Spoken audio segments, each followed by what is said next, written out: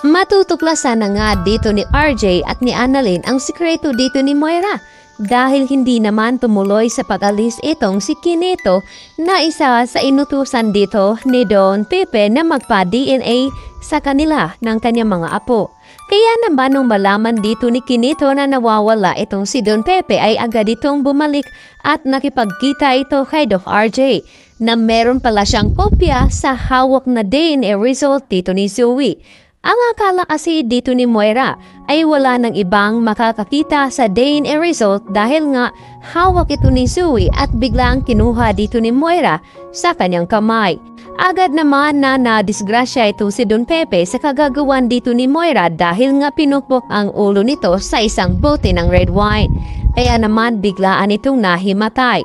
Hindi naman mapakalitong si Zoe at umiyak naman ito sa takot kung bakit ginawa daw ito sa kanyang ina. Nanginginig sa takot ito ngunit wala na down choice sila upang mapagtakpan ang sekreto ng kanilang kanila at pati siya ay damay dito. Kaya naman naghahanap ng paraan itong si Moira at agad tinawagan si Balaja upang makipag-cooperate dito at patayin ang mga CCTV footage doon sa hotel. Agad naman na nakita ni Annalyn itong si Moira doon sa reception dahil nga humiram ito ng wheelchair. At nagdududa itong si Annalyn na baka nandun nga itong si Don Pepe dahil nga ay may hawak itong wheelchair at gusto nila itong isakay. Kaya naman agad nilang sinundan itong si Moira. Ngunit sa pagpasok na nila doon ay hindi na nila ito naaabutan dahil nga sumakay na sila ng elevator. Agad naman hinahanap dito ni Annalyn kung saan nga pumunta itong si Moira at Zoe. At agad naman nila kinausap ang head upang makita ang CCTV footage. Ngunit naka-knockdown na nga ang lahat dahil nga sa inutos ni Balaja dito ni Moira. Kaya naman, nasa parking area itong si Zoe at Moira ay naisipan nilang ilagay nga doon sa likod ng sasakyan itong si Don Pepe na wala pa ring malay.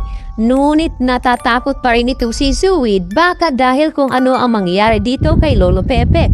Saan nga kaya nila ito ilalagay? Naisip dito ni Moira na doon muna sa bahay dito ni Nerissa. Itago nila ito hanggat wala ngang nakakaalam kung papaano nga nila maresolbahan.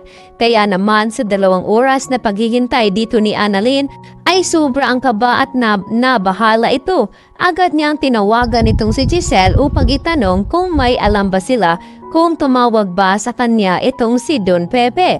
Ngunit sinabi naman dito ni Giselle na hindi pa nga sila nagkakausap. Kaya dito na nga matutuklasan ni Giselle na nawawala nga ang kanilang ama. At sinabi rin dito ni RJ na ilang beses daw siya nagdial dito at hindi naman sumasagot itong si Don Pepe dahil nga may masama na palang nangyari sa kanya.